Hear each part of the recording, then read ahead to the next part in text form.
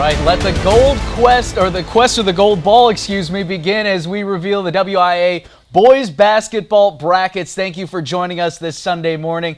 I'm Pablo Iglesias. And I'm Luke Gamble. We're joined by Mark Miller, the man best known as the editor of the Wisconsin Basketball Yearbook. Mark, thanks for joining us. Absolutely. Thanks for having me. All right, well, let's waste no time as we jump straight into some brackets and break things down for the run to the Kohl Center. Here are the seeds as given to us by the WIAA. We start in Division 1, and we're going to break this up by sectional. So starting in Sectional 1, Marshfield gets the number 1 seed. They'll play the winner of Wisconsin Rapids and Chippewa Falls. Appleton North hosts Kimberly. Kakana is the 5 seed and will play Wausau West. Then it's Eau Claire Memorial against Appleton East. Filling out our sectional bracket here in Division 1, we have a little bit of a change here for the number 3 seed, but they will battle number 14 Hortonville. Nina draws Eau Claire North in the 6 versus 11. Then Holman and Appleton West face off. The winner takes on the 2-seeded Stevens Point, and just above, Hudson will meet DC Everest. And guys, we want to bring this back a little bit and chat a little bit about two teams at the top of the Wisconsin Valley Conference. Mark, Marshfield and Stevens Point, they're two good teams. The Tigers, though, they swept the season series, but still two great programs. What are your thoughts on these teams? Yeah, I've seen both play, and, I think Marshfield really does a great job controlling tempo and has a great guard in Brooks Hinson and an emerging sophomore forward in Chris Pohl, who's about 6'7" and can play inside and outside. Stevens Point, has another team that really likes to control tempo. They have good guard play. Those two teams are both very good, obviously, coming out of the Wisconsin Valley Conference. Superior at the number 3 seed, that one is always a mystery because they play, so many Minnesota schools. They've had a good year.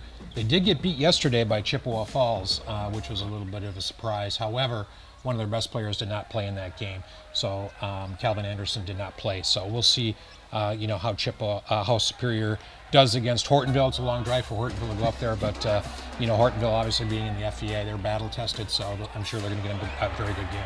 All right, well, let's keep it rolling here into the next bracket. De Pere, coming off a big win last night, getting a number 1 seed. They await the winner of Green Bay Preble and Green Bay East. Oconomowoc faces off against Fond du Lac. Hamilton and Sheboygan go head-to-head in the 5-12 matchup. Then it's Homestead playing Manitowoc Lincoln. Look, how about the boys in 2B? We've got Tyrese Halliburton's alma mater, Oshkosh North, taking on Menominee Falls. That'll set up a meeting with either Germantown or Hartford United. Sheboygan North, at lucky number 7. They draw Bayport, and the Classic 8 leader currently, Arrowhead, will face Oshkosh West. And no surprises here, though, as Luke mentioned, the De Pere Redbirds earning the number 1 seed on their end. With 2 games to go, Brian Winchester's team stands at 21-1. That's a phenomenal record. They've got some hardware to defend as the reigning Division I champions. I caught up with Winchester about his team's postseason attitude. You have to stay in the moment, stay in the present, understand that every possession really matters in the tournament. And they know that not everything is going to go perfectly. So they're not trying to create this magic every single game where everything has to be perfect. They just know tournament games come down to simple things, and they're going to do it in a tough, gritty way. And so I think that's their path, and that's the way they want to create, hopefully, another title run. Half of the Division I bracket to reveal, but through 2 sectionals, what stands out to you so far? Well, Sectional 2 is really loaded because you have Homestead, which is contending for the title in the North Shore, and then obviously De Pere, defending champion, won the Fox River Classic Conference.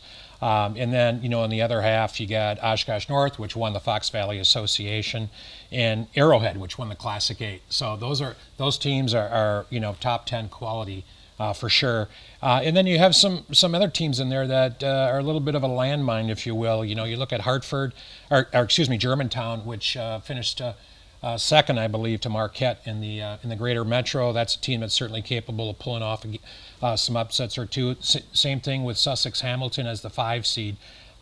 So that potential matchup between Homestead and Hamilton in a sectional or a regional final will be a very good game. Mark is telling us right here, well, we have to take a quick time out, but when we return, we'll have much more with the brackets on the other side of the break. Meanwhile, teams around the state are awaiting their postseason fates. This is a live look at Bloomers boys team as we get closer to announcing who they'll play to start their run to the Kohl Center. We'll have much more with the brackets on the